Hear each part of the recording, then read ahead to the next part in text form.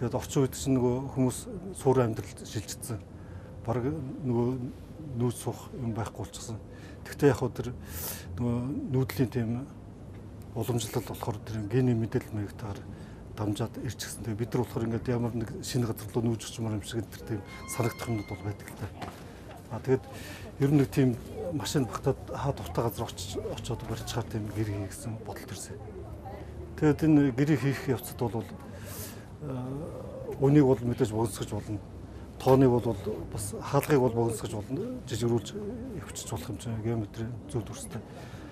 Тэгээд бус юмнуудын ерөнхийд нь шийдээд тооныг жижигрүүлсэн. Ингээд 16 хэсэг хуваагддаг болоод тэгээд ийм эрх шиг хэлбэртэй л болсон л доо.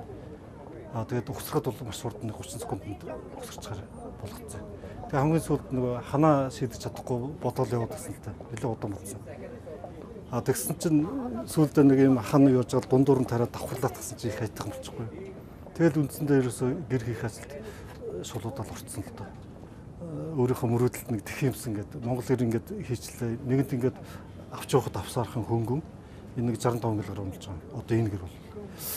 Тэгээд тийм учраас нөгөө жуулчд ирчгээд сонирхоод авч явахдаа шууд онгоцоор авчихдаг байхгүй.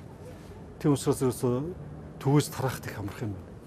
Тэгээд хурааж барих юм уу, хурааж өгөхөд баг зайлшгүй хурдан хугацаанд хийчих учраас тийм учраас бас нэг юм гадныхыг хаваад байгаа. Тэгээд ерөөхдөө тэрнээс үүдэлтэйгээр санаа төрсөн л дээ. Монгол гэрийн бүрээр ерөөсөө дэлхийг хамгаална гэсэн нэг тийм жоохон омгшуун нэг бодол төрдөг.